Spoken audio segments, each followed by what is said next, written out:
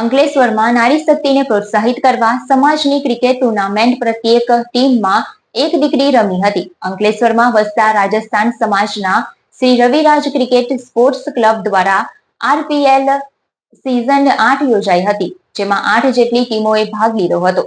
વગેરે સંસ્થાઓના સહયોગથી કરવામાં આવેલ આયોજનમાં સમાજના તમામ વર્ગના લોકો જોડાયા હતા. અંકલેશ્વર સિલ્વર પ્લાઝા નજીક આવેલ પ્લોટ ખાતે અખિલ રાજસ્થાન સેવા મંડળ પ્લોટ પર રાજસ્થાન સમાજના Shri Raviraj cricket sports club દ્વારા આરપીએલની 8મી સિઝનનું આયોજન કરવામાં આવ્યું હતું. વર્ષના છેલ્લા સપ્તાહમાં પ્રત્યેક સમાજને ઉદાહરણ પૂરું પાડતા યોજવામાં આવેલ ક્રિકેટ ટુર્નામેન્ટમાં સમાજની દીકરીઓને પ્રત્યેક ટીમમાં એક ખેલાડી તરીકે સ્થાન આપવામાં આવ્યું હતું અને નારી સશક્તિકરણને પ્રોત્સાહિત કરવાના ઉદ્દેશ સાથે બેટી બચાવો બેટી પઢાઓ તેમજ દીકરો દીકરી એક સમાનનો સંદેશો પાઠવવામાં આવ્યો હતો. આ પ્રસંગે રાજસ્થાન સમાજની વિવિધ સંસ્થાઓ તેમજ વિવિધ સમાજના અગ્રણીઓ તેમજ સમાજના લોકો સહપરિવાર જોડાયા હતા. બોક્સ ક્રિકેટમાં કુલ 8 ટીમ રમી હતી.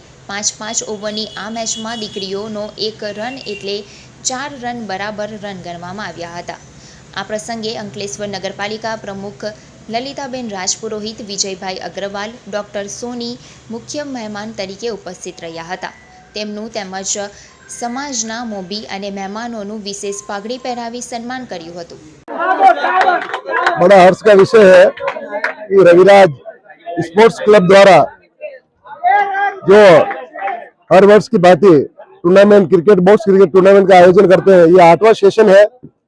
बहुत ही उत्साह के साथ ये आयोजन होता है. गेट टुगेदर परिवार के साथ ये आयोजन होता है. खासकर हमारे यहाँ टूर्नामेंट की जो टीमें होती है हर वर्ग के लोग इसमें हैं. साथ में हमारा एक मुख्य ध्येय जो है बच्चों को साथ में खिलाना कंपलसरी है.